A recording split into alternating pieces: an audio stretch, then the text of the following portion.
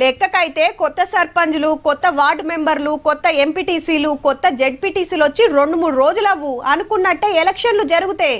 లేలే బీసీలకు ఎక్కువ పదవులు ఎట్లిస్తారని కొందరు కానూన్లు పట్టుకొని కోర్టుకు పోతే రిజర్వేషన్లు ఆగిపాయే, ఎలక్షన్లకే బిరేక్ పడే. ఇంతల్నే జూబ్లీహిల్స్ ఉప ఎన్నికొస్తే రాజకీయం అంతా అట్రోకే మర్రే. ఇక ఇది గుడొడిచింది. మరి సర్పంచ్ ఎలక్షన్లు ఎన్నడు అని ఊర్లలో నడుస్తున్న చర్చ. ఈ వార్త చూస్తే ఎన్నడో మీకే తెలుస్తుంది. రైట్. ఇక సర్పంచ్ ఎలక్షన్లకు మళ్ళా ఇవాళ అయినట్టే. ఇంకా పెండింగ్ పెట్టడం మంచిది కాదు. ఊరికి పెద్ద లేక పబ్లిక్ తిప్పలు చూసేటోళ్ళు లేకుండా ఇరని చెప్పునే ఓట్లు పెట్టి ఆలోచన చేస్తున్నది గవర్నమెంట్. ఎన్నడు పెట్టాలి, ఎట్లా పెట్టాలనేది ఎల్లుండి కేబినెట్ మీటింగ్ లో డిసైడ్ కాబోతుందని ఖుద్దు సీఎం సారే చెప్పిండు.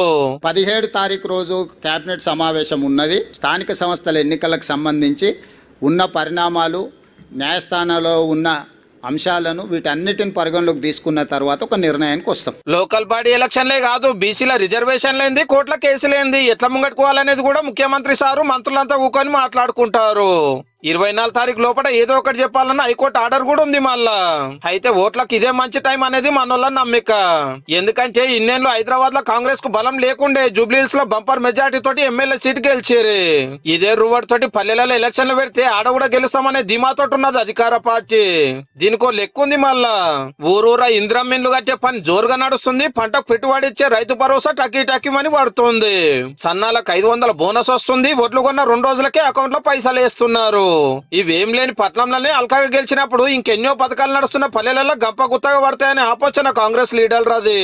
మరి బీసీలకు 42% రిజర్వేషన్ల కేసు కోర్టులు ఉంది. గిసొంటి అలా ఎట్లా ముంగటికి పోతారో, ఎలక్షన్లు ఎట్లా పెడతారో ఇక సోమవారం తెలుస్తుంది అన్నట్టు.